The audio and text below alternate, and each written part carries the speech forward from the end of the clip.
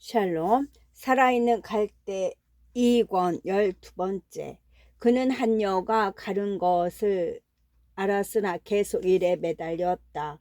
인쇄가 끝나자 그는 인쇄물을 다발로 묶어 한 구석에 감추어 두었다. 그리고 거기에 자신이 떠난다는 쪽지를 남겨놓았다. 그 이상의 말은 필요가 없었다. 누군가가 그의 일을 대신할 것이었다. 그는 배낭을 꺼내 등에 걸머졌다. 그리고 어둠 속에서 시베리아를 향해 북으로 걸어가기 시작했다. 연추는 전에 러시아에 가본 적이 없지만 그곳이 완전히 이방인의 땅은 아니었다. 일제가 조선을 점령하자 북쪽 지방에 살던 많은 조선인들이 가족과 함께 두만강을 넘어 시베리아로 들어갔다. 그들은 환영을 받았고 배정받은 땅에 정착했다. 또 교육을 받은 사람들은 모스크바나 레니그라드로 갔다. 조선인들은 러시아의 10월 혁명과 내전에 참여하여 그 실상을 경험한 바 있었다. 레닌 자신도 조선인들이 중국인들보다 혁명의 방법을 배울 필요성을 더 잘 이해하고 있다며 조선인들의 대일투쟁을 격려했다. 그러나 연춘이 시베리아와 러시아에 가기로 작정한 것은 이번이 처음이었다. 그는 우선 공산주의라는 새로운 사상이 무엇이고 또 어떻게 성공을 거두고 있는지 본 고장에서 직접 알아보고자 했다. 그는 혁명의 방법을 배우고 그 논리를 완전히 이해할 심산이었다. 그의 배낭에는 칼 마르크스의 자본론과 공산당 선언 그리고 레닌의 국가와 혁명이 들어있었다. 그것은 모두 조선어로 번역된 것이었다. 이것은 그가 러시아나 러시아인들을 통해서가 아니라 다만 일본을 적으로 하고 있는 지금은 러시아를 우방국으로 삼을 시기라고 판단했기 때문이었다. 오래전 대원군도 일본과 러시아를 다 싫어하면서도 같은 수법을 쓴 적이 있었다. 연춘은 밤낮으로 역사를 반추하고 또 반추했다. 연춘이 태어난 이후에만 해도 일본과 러시아는 2번이나 비밀 접촉을 통해 조선을 38선에서 나누어 먹으려 했으나 그때마다 미국과 영국이 두려워 결국 포기하고 말았던 것이다. 연춘은 밤에 걷고 낮에 자면서 높은 산맥에 당도했다. 이제 일본의 군인이나 밀정들을 만날 위험성이 적어지자 연춘은 새벽부터 밤이 이슥해지도록 걷고 한밤중이면 바위 밑에서 잠깐씩 눈을 붙였다. 조선은 산이 많아 전체 면적의 8할이 고지대였는데 연춘은 그런 고지대를 좋아했다. 은빛 하늘에 우뚝 솟은 검은 산봉우리 위로 투명한 햇살이 나타나기 시작할 때 일어나 골짜기에서 불어오는 안개를 들이마시고 폭포수 떨어지는 소리와 새들이 쥐저기는 소리를 들으면 마음이 개운하고 정신이 맑아졌다. 그러나 음식을 사 먹기 위해 마을에 들을 때면 불현듯 한 여의 얼굴이 떠오르는 것을 어찌할 수 없었다. 그녀의 손조차 잡아보지 않았지만 두 사람 사이에 어떤 인연이 있다는 사실만은 부인할 수 없었다. 자기에게 사랑을 고백한 여자인데 어찌 인연이 없다 하겠는가. 하지만 그는 마음을 다져먹고 상대하지 않겠다는 결심이었다. 물론 그에게도 여자에 대한 강한 욕구가 있었고 그 점은 연춘 자신도 인정했다. 하지만 그런 것에 굴복할 수는 없었다.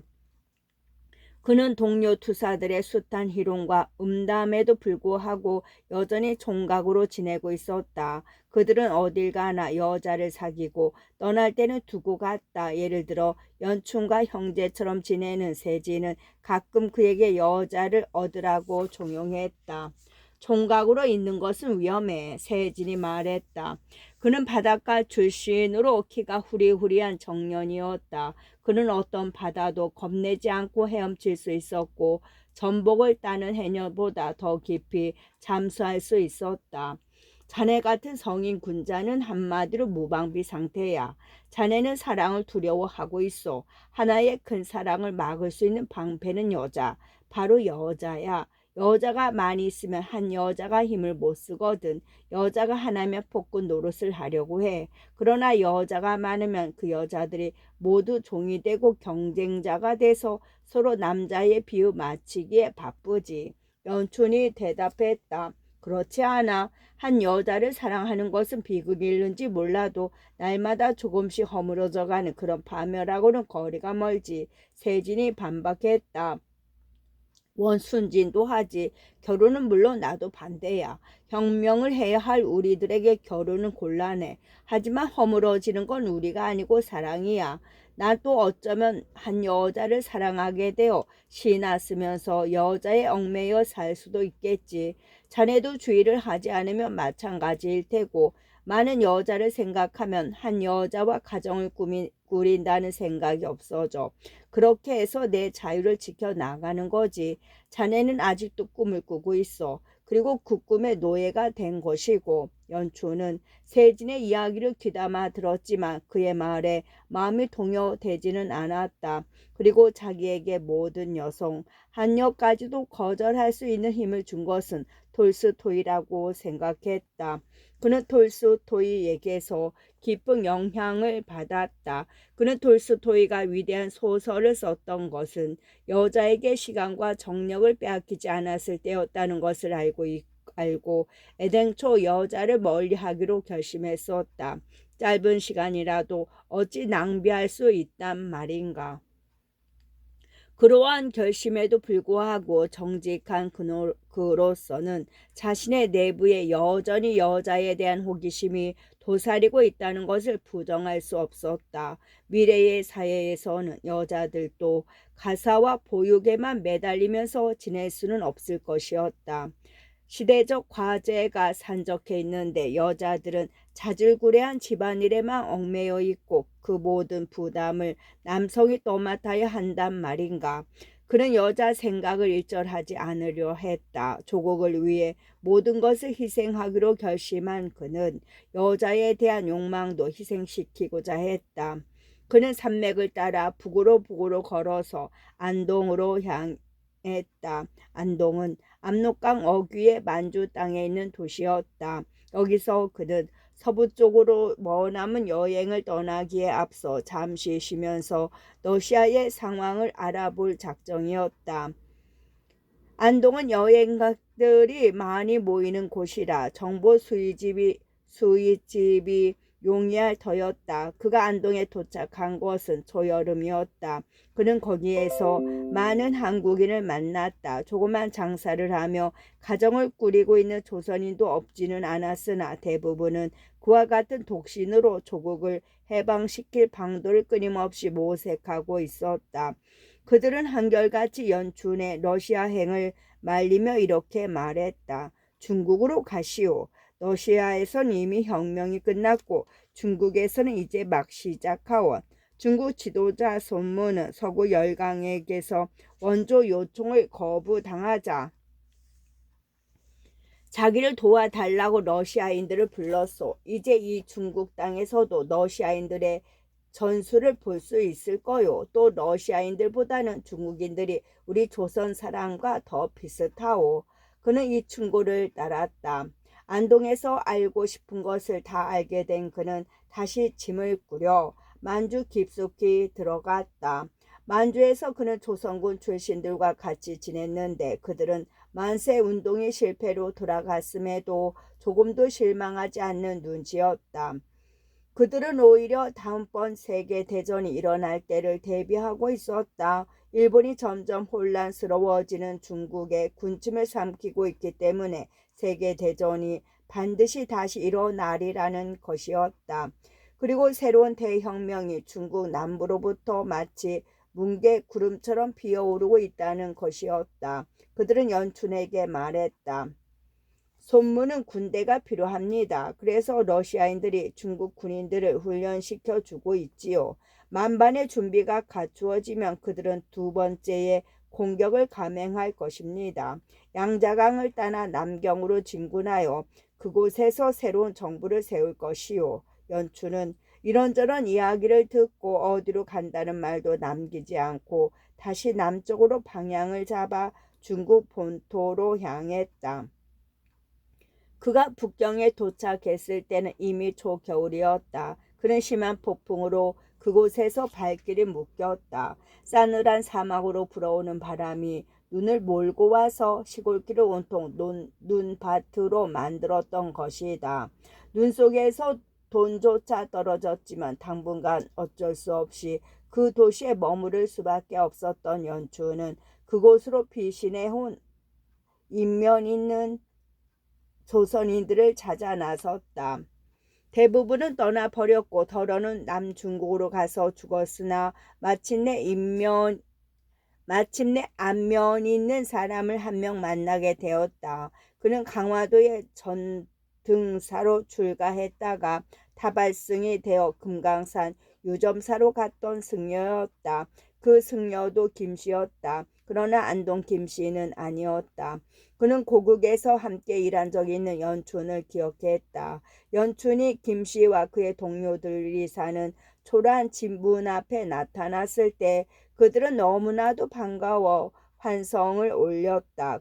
그들은 그 도시의 중국인 거리에 살고 있었다. 어서 들어오시오 어서. 김씨가 소리쳤다. 그는 연춘과 함께 들어오는 눈보라를 막기 위해 급히 문을 닫고 말을 이었다. 이야기는 나중에 하기로 하고 우선 젖은 옷부터 벗으시오. 보아하니 온종일 아무것도 못 드신 것 같은데 뱃속이 텅 비었지요. 한푼없는 버렁뱅이 신세가 됐습니다. 연춘이 실토했다. 마른 옷으로 갈아입은 연춘은 김씨가 차려준 뜨거운 국수를 먹으면서 서로 정보와 포부를 교환했다. 만세 운동이 있던 해 이 젊은 승려는 300~400명의 회원을 거느린 승려 독립운동단의 일원이었고 그들도 당시 독립선언문을 인쇄했었다는 것이다. 그는 승복을 입고 여러 마을을 거쳐 경성으로 올라왔는데 막상 경성에 도착했을 때는 만세 운동이 끝나 버렸다. 아무튼 그는 경찰에 잡혀 1년 동안 옥살이를 한 후 독립운동을 계속했다. 경성에 있으면서 그는 러시아 책을 담독하는 젊은 남녀들과 사귀게 되었다. 그래서 칼 마르크스도 읽었는데 마르크스를 읽는 데는 헤겔이 도움이 되었다. 작년에 그는 동료 스님 7명과 함께 혁명에 대해 더 배우려고 이곳 북경으로 왔다. 그러나 몇 달 후 5 스님은 혁명가들 틈에서 지내느니 차라리 절간 생활이 더 순수하고 안전하다며 되돌아가고 말았다. 이제 어쩌면 좋겠소? 김씨가 물었다. 잡지를 발간해야 합니다. 연춘은 자신이 갖고 있던 인쇄기를 생각하고 대답했다. 폐허란 잡지가 있었지요. 시 같은 것은 싫지 않을 것입니다. 제목을 혁명이라고 할 생각이요. 연춘이 퉁명스럽게 말했다. 밤이 이스카드로 이야기를 나누느라 그들은 밤참까지 먹고 난 뒤 잠자리에 들었다. 그러나 연춘은 잠이 들기 전에 적어도 당분간은 이곳 북경에서 동료들과 같이 지내면서 그가 참으로 하고 싶어 하는 일, 즉 혁명을 위한 새로운 잡지를 창간하기로 결심했다. 배낭 속에 잡사발과 백일날 할아버지가 준 은수저가 있으니까 여기서 더 필요한 것은 이부자리뿐이었다. 배낭 속에 밥사발과 백일날 할아버지가 준 은수저가 있으니까 여기서 더 필요한 것은 이부자리뿐이었다. 그는 동료들 속에서 행복감과 안정감을 느끼며 자신이 선택한 일에 착수했다. 장님 되려고 작정했군요. 한여의 목소리가 그의 머리를 후려쳤다. 철피를 든 그의 손이 줄판 위 허공에서 멈추었다. 그는 고개를 돌리지 않았다. 그러나 그녀가 다가오고 있음을 알았다. 한여는 연춘 옆으로 와 그의 손에서 철피를 획 낚아채면서 외쳤다. 사람들 이야기가 당신 참 어리석은 짓을 하고 있다더군요. 당신이 뭐 신이라도 되나요? 기적을 이루겠다는 거예요? 뭐예요? 절필 일이죠. 그가 나아지키 중얼거리며 절필을 빼앗으려고 손을 내밀었으나 그녀가 등 뒤로 감추었다. 그녀가 여전히 흥분한 목소리로 말했다. 처음엔 저도 믿지 않으려 했어요. 그런데 사람들 말이 잡지에 실을 글을 모조리 자기가 쓰고 등사지까지 혼자 긁고 있으니 저러다 눈이라도 멀면 어쩌려고 하는 거예요. 여기서 인쇄기를 구할 수 없으니 등사판이라도 이용하는 수밖에. 지금 내 사정이 그렇소. 아니 북경 천지에 인쇄기가 없다니요. 그러니까 당신의 눈이 멀 거란 말이에요. 그녀는 이렇게 빈정대며 절필을 바닥에 내던지고는 페인트 칠도 하지 않은 투박한 테이블에서 잡지 한 권을 집어들었다. 이런 32페이지나 되네. 그것도 한 달에 2번씩 몇 부씩 찍죠? 처음엔 800부 정도 찍었는데 지금은 3000부가 넘소. 조선으로도 가고 만주, 미국, 하와이, 시베리아에도 가야 되니까. 아 그만. 그녀는 이렇게 소리치더니 허리를 굽혀 철피를 집어들었다. 그리고 문간으로 걸어가 그것을 거리에 힘껏 던져버렸다. 너무나도 느닷없는 그녀의 행동에 연춘으로서는 미처 제지할 틈조차 없었다. 그는 한여를 미치고 밖으로 나가려 했으나 그녀가 막무가내로 매달리며 놓아주지 않았다. 아무리 부리쳐도 몸을 빼낼 도리가 없었다. 두 팔로는 목을 끌어안고 두 다리로는 허벅 다리를 휘어 감으며 찰거머리처럼 들러붙어 있으니 어떻게 할 수가 없었다. 두 사람의 승강이는 그렇게 한참이나 계속되었다. 두 사람 다 숨소리가 거칠어지고 얼굴이 벌개졌다. 그리고 서로 살기등등한 눈길로 쏘아보았다. 연초는 그녀의 억센 힘에 놀라지 않을 수 없었다. 평소에 여자는 항상 수동적이고 부정적이며 기껏해야 연약한 존재일 뿐이라고 생각해 왔는데 그는 지금 이 여자와 마치 남자를 상대하듯이 싸워야 했다. 그가 잠시 숨을 돌리려고 힘을 풀자 그 틈에 한여가 두 팔을 어깨 밑으로 넣어 그를 물었다. 이 범 같은 계집 네가 감히. 그가 헐떡이며 내뱉었다. 그때 연추는 방금 전 물린 곳에서 그녀의 입술이 그는 얼떨떨한 상태에서 한여가 더 이상 그와 싸우고 있지 않다는 것을 불현듯 깨달았다. 그녀는 힘을 풀고 얼굴을 연춘의 어깨에 기댔다. 그리고 연춘은 머리가 아찔했다. 한여는 손을 뻗쳐 엄지손가락과 가운데 손가락으로 그가 일하기 위해 켜놓은 촛불 심지를 살짝 잡았다 놓았다. 방이 캄캄해졌다. 어둠 속에서 그녀의 몸은 연춘의 의지는 눈 녹듯 사라져버리고 그의 존재 전체가 이것이 그들의 사랑 이야기였다. 연춘은 한여에게 무릎을 꿇었다. 그러면서도 그녀와 싸웠다. 그녀가 잡지 발행을 중단해야 한다고 주장했을 때 전성적으로 작가 기질에 있는 자기는 글을 쓸 때가 가장 행복해서 혁명이 작가를 필요로 한다는 사실에 감사한다고 대답했다. 연춘은 그녀에게 결코 굴복하지 않을 것이라고 말했지만 번번이 그녀의 고집에 밀렸다. 그러다 어느 날 마침내 아이가 생겼다는 한여의 이야기에 그는 절망적인 심정이 되어 남중국으로 떠날 결심을 했다. 연춘은 그녀의 동행을 뿌리쳤다. 전쟁이 일어날 거야. 당신에겐 아주 위험해. 그리고 나는 임신한 여자 때문에 신경을 써서도 안 돼. 전투를 생각해야지. 당신이나 걱정해서는 곤란하니까. 두 사람은 북경, 북중국, 만주를 떠돌며 1년 이상 함께 살아왔다. 그러나 연춘은 끊임없이 자신이 혼자였으면 좋겠다고 생각했고 또 적당한 기회가 오면 그것을 솔직하게 밝힐 생각이었다. 임신 사실을 알릴 때 한여의 검은 눈은 기쁨으로 충만했고 온몸은 마치 광채를 발하는 듯했다. 연춘은 미움과 사랑이 뒤섞인 묘한 감정 속에서 그녀에게 새로운 분노를 느꼈다. 그는 한여의 기쁨을 묵살하면서 이렇게 외쳤다. 아이를 가지면 안 된다고 했잖아. 당신은 그런 거짓말로 내 발목을 묶어 놓으려고 하지. 당신과 그 가여운 아이한테 나를 붙잡아 매겠다는 거지. 당신은 그런 식으로 나를 분열시키고 있어. 그녀는 이 말에 눈이 동그래져 마치 연춘을 처음 보는 듯이 쳐다보았다. 그리고 떨리는 목소리로 말했다.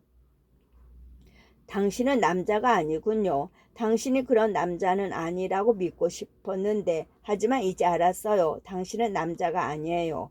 당신이 남자이고 마음속으로는 절 사랑한다고 믿었는데, 그녀는 연춘의 성난 얼굴을 구석구석 살펴보았다. 그리고 아직도 믿지 못하겠다는 듯이 말했다. 내가 당신을 얼마나 사랑했는데. 이것이 그녀의 마지막 말이었다. 그리고는 연춘이 멍하니 서 있는 가운데 짧은 동안이 남아 그들의 보금자리였던 방에서 나가 버렸다. 연춘은 23일 동안 그녀를 기다렸다. 그녀가 다시 돌아오지 않으리라고는 믿을 수가 없었다. 낮이 지나 밤이 되고 다시 새벽이 되기를 23일이나 반복하고 나서야 연춘은 그녀가 다시 돌아오지 않으리라는 것을 깨닫기 시작했다. 그리고는 자신과의 싸움이 시작되었다. 그녀가 보고 싶었다. 그녀를 찾아 나서고 싶었다. 연초는 그녀를 고국의 아버지 집으로 데리고 가서 적어도 아이가 태어날 때까지라도 함께 있고 싶었다. 지방과 식구들 이야기는 그녀에게 이미 들려주었다. 사랑을 나누고 나서 나란히 누워있을 때 그녀가 가끔 연춘의 어릴 적 이야기를 들려달라고 했던 것이다. 그녀는 마치 그 집에 살았던 사람처럼 이러저러한 일들을 꼬치꼬치 묻곤 했다. 당신은 부엌 옆방에서 주무셨어요? 아니면 아버님 옆방에서 주무셨어요? 그가 설명했다. 우리는 아무 방이나 원하는 방에서 잤어. 하지만 아버지 방에서는 자본 적이 없지. 동생과 나는 유모가 더 이상 필요 없게 되고부터는 독선생과 함께 잤어. 동생은 착한 아이였지만 나는 그렇지 못했지. 그러자 한여가 웃으며 말했다. 당신은 지금도 착하지 못해요. 그가 대꾸했다. 하지만 살아남은 건 나야. 동생은 불쌍하게도 벌써 죽었어. 조선이 모두가 알고 있었듯이 연춘은 동생 부부와 그 딸이 어떠한 최후를 맞이했는지 알고 있었다. 그날도 딸 아이가 엄마에게서 떨어지지 않으려 하자 인덕이 교회로 데리고 갔던 것이다. 연춘이 다시 한여에게 상기시켰다. 놈들 손에 죽은 동생은 성격이 신중하고 조심성이 많았어. 사람도 아주 착했고 내가 왜 남자는 처자식을 가지면 안 된다고 하는지 이제 알겠지. 그만두세요. 이것은 연춘이 듣기 싫은 소리를 하며 을에 나오는 그녀의 대답이었다.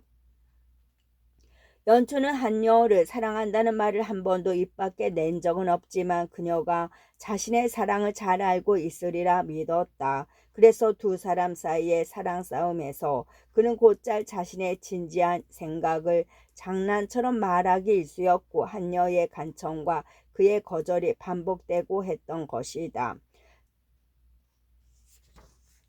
이것이 그녀의 애원이었다. 그러나 연춘은 항상 이렇게 대답했다. 안 돼. 만약 내가 그런 소리를 하면 내겐 당신에 대한 방어 수단이 남지 않아. 당신이 내 마음속에 너무나 깊숙이 들어오면 나는 결코 당신을 뿌리채 뽑아낼 수 없을 거야. 말이란 단단한 나무에 쇠못을 박는 것과도 같아. 그녀가 대답을 유도하듯 말했다. 당신은 어떻다고 생각해? 연춘은 그녀를 사랑한다고 말하고 싶은 것을 꾹 참으면서 되물었다. 그녀는 여전히 부드러운 목소리로 대답했다.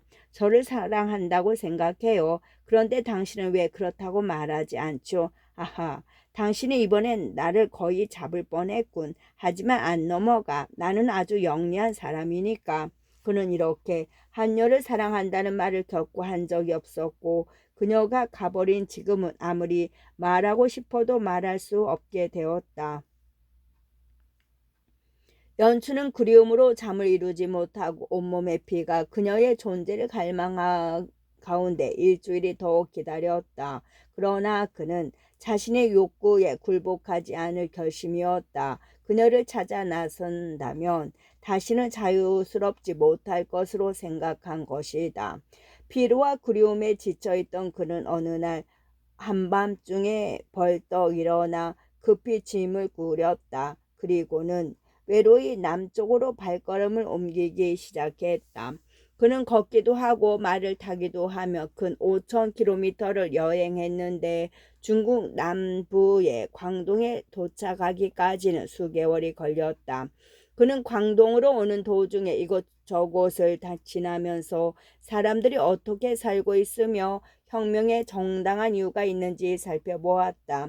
천성이 곧은 그로서는 사람들이 혁명에 강제로 동원되어서는 안 되었다고 믿었고 또 조선의 자유를 얻기 위한 일환으로 중국 농민들을 이용해서도 안 된다고 생각했기 때문이다. 시골길을 걷거나 시골 마을로 지날 때 또는 조그만 여관에서 잠을 정하면서도 연초는 판단이 서지 않았다. 혁명가들이 왕조를 파멸시켜버린 지금 비록 사람들이 북경에 통치자가 없는 것을 슬퍼하며 시국을 강경히 비난하고는 있었지만 그들은 어려움을 잘 참고 비우호적인 사람들에게는 엄격하게 대할 줄도 알았다. 다시 말해 명랑하면서도 줏대가 있는, 그러니까 고통을 느끼기에는 천성이 너무나도 낙천적인 사람들이었다. 사람들은 그에게 이렇게 말했다. 그들은 우리의 아버지이자 어머니였소. 그분이 살아있었을 때는 우린 안전하다고 생각했지요. 지금은 앞으로 무슨 일이 일어날지 누가 알겠소. 그들은 서태후 이야기를 하는 것이었다. 서태후는 여러 해 전에 죽었지만 그들의 정신과 마음에 미친 그녀의 영향은 너무나도 커서 그녀의 사망 소식을 채 듣지 못한 마을에 와서 그 사실을 알려주면 그들은 아주 걱정을 하는 기색이었다.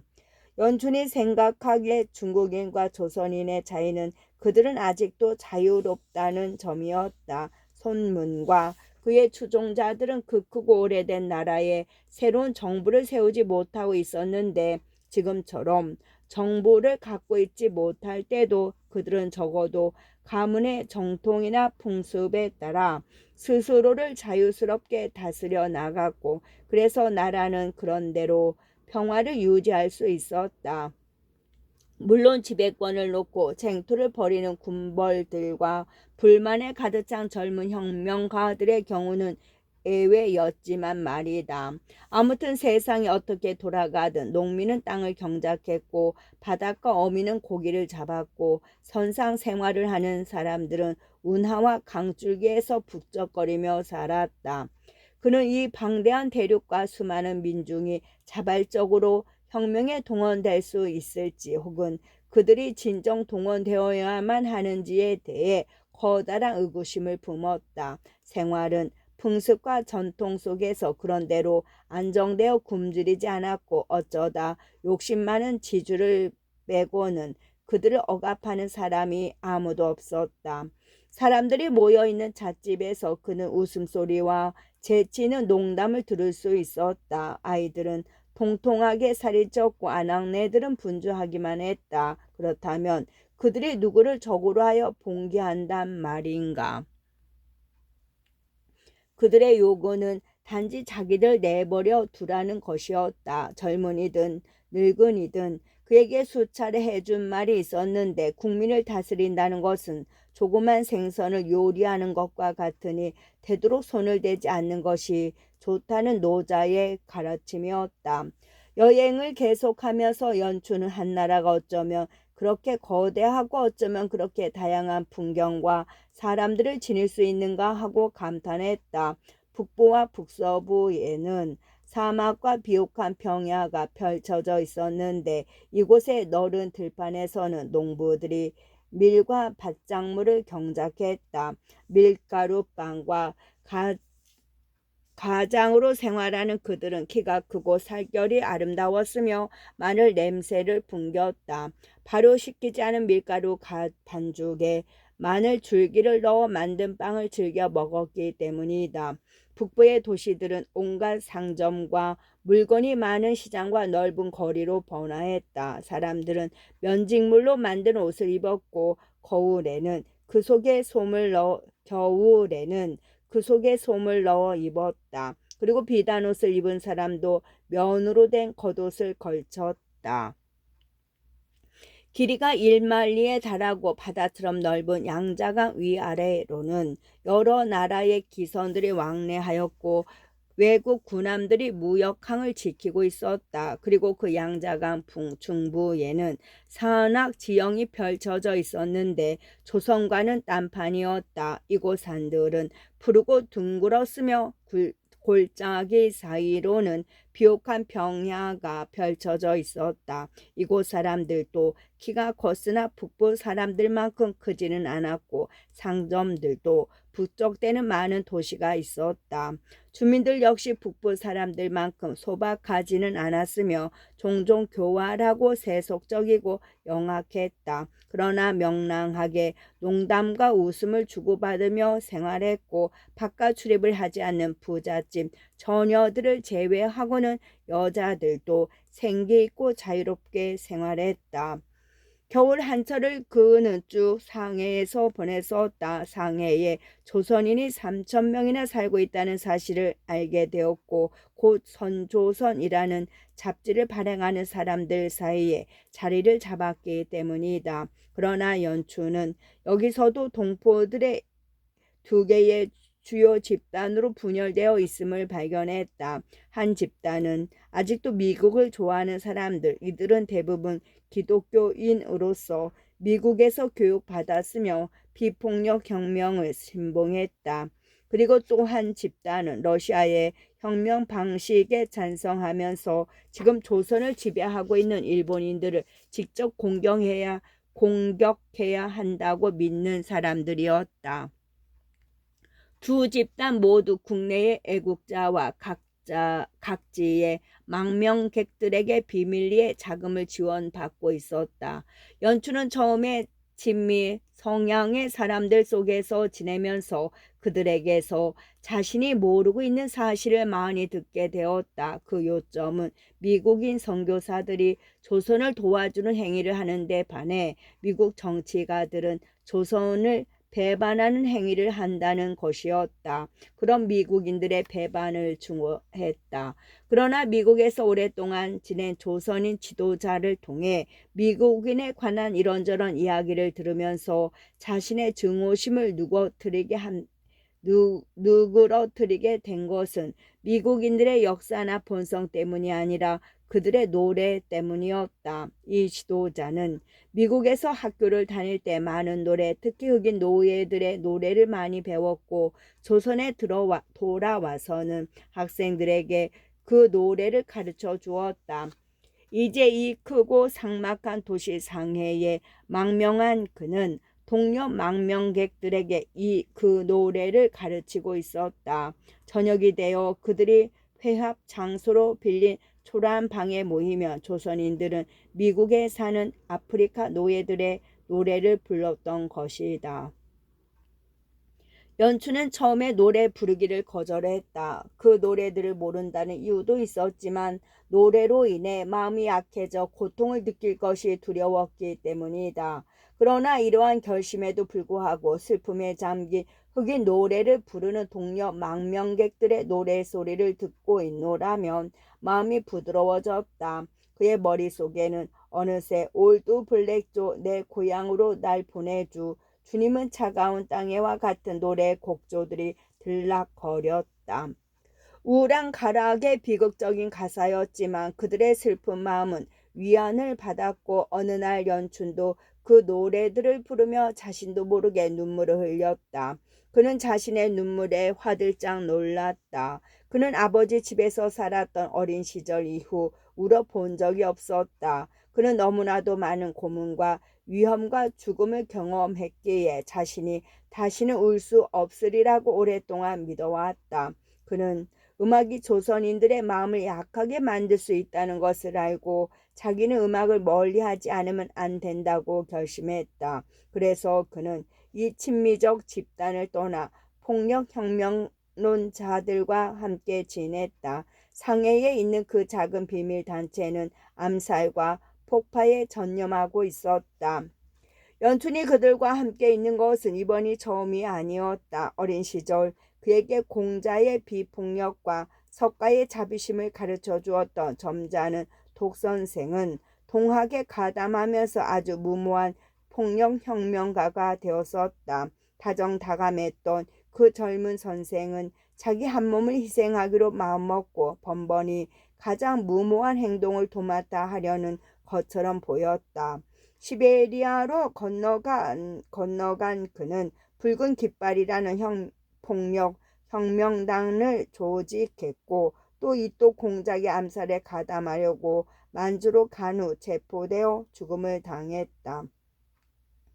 이제 상해에서 연춘은 두 번째로 의열단이라는 폭력혁명단에 접근했다. 연춘은 그들과 함께 지냈으나 단원은 아니었다. 그는 아직 암살과 폭파만을 혁명의 유일한 무기로 삼을 수 없었다. 게다가 이 순진한 젊은이들도 자체 내에서 분열되어 있다는 것을 알았을 때는 더욱더 그러했다. 1924년 겨울 의열단은 민족주의자 집단, 무정부주의자 집단, 공산주의자 집단으로 삼분되어 있었던 것이다. 그는 이 분열 과정을 점점 냉소적인 눈으로 관찰했다. 더군다나 폭력혁명론자들의 가장 폭력적인 모습은 인간적 부패에 있었다. 그들은 양복을 차려입고 머리에 기름을 바르며 자신의 존재를 과시했다. 끝.